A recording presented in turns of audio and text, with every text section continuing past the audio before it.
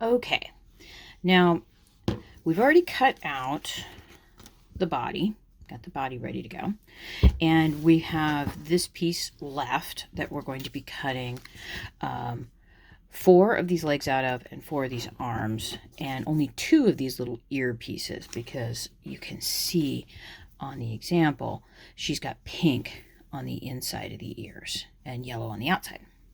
So how do we do that? Now, tilt this down a little bit. Remember, you can use any way of cutting out and piecing a pattern that you want. This is what I use. Part of the reason that I use the ballpoint pen is it's quick and it's available. You know how impatient I am. And the the freezer paper method is not something that I can do or not interfacing. You know what I'm talking about. I think you do.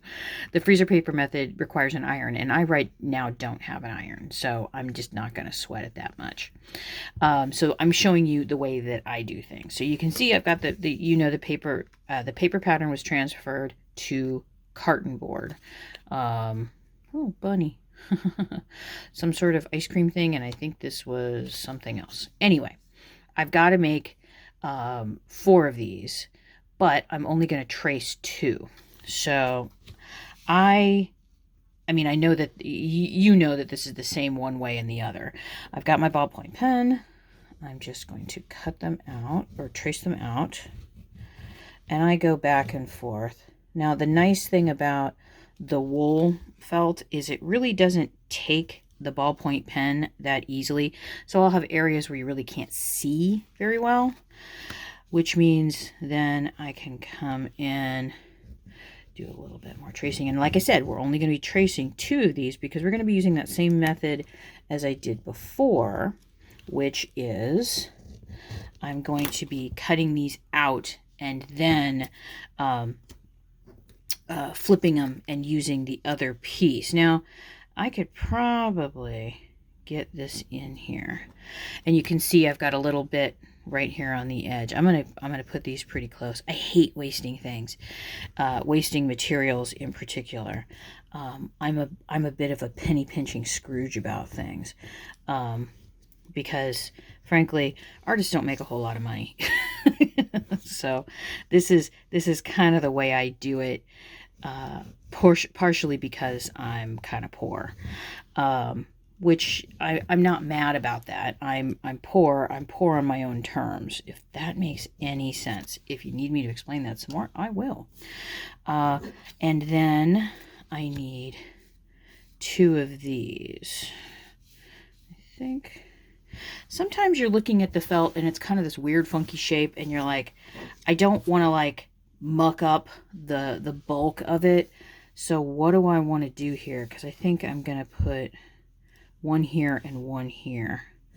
And I'm giving them a couple of millimeters, little less than 1/4 of an inch between. So you can see I've got them traced.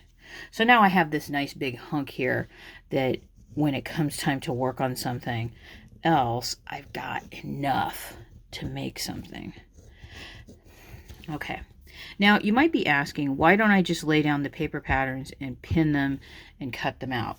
Well, you can totally do that. I would still be doing the same method. If you are laying down the paper pattern and pinning it, I still use this same method of doing it. I cut out one leg, and then I flip it and put it onto another piece of felt, the arm, etc. Now you can see here, remember from the last video, I'm cutting slowly, and I'm trying really hard to cut right to the inside of where that mark is, because you'll notice it was something that it took me a little while to recognize within my own work. There's something different to tracing around something and cutting it out from the paper. For me, I personally get kind of upset when I cut into the paper with my good scissors. It's a weird little idiosyncrasy of mine. I never feel as though the pieces that I cut from pattern pieces are exactly the same. So if I had like 4 leg pieces and cut them all out and then put them together, there would be these little places where they don't match, and it's a felt thing, I think, as well, that it just bugs me. So this is why I do this particular method, if that makes any sense. Another thing that I will do if I've got a lot of things traced, I try not to handle it too much, because remember, the oily mixture that makes up the ink doesn't really adhere incredibly well to the 100% wool, which is I think a good thing, and that's something that I just kind of discovered. So I sometimes, in an effort to not handle them so much, the pieces so much, if I use this method, I'll just cut them out and lay them down, so then I can get to them in a little bit. Sometimes, especially if I'm running really low on a specific color, I will sit down and cut out each along the lines so I can have a bigger piece. So now I've still got this big piece that I can put the arms and legs on. And make separate ones.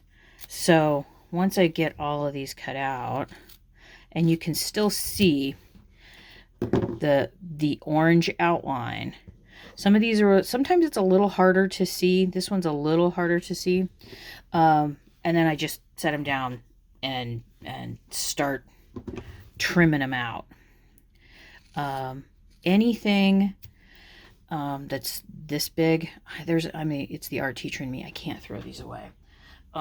They go into a big bin, and I have different ideas for projects that I want to work on. Sometimes I just need a tiny piece of something.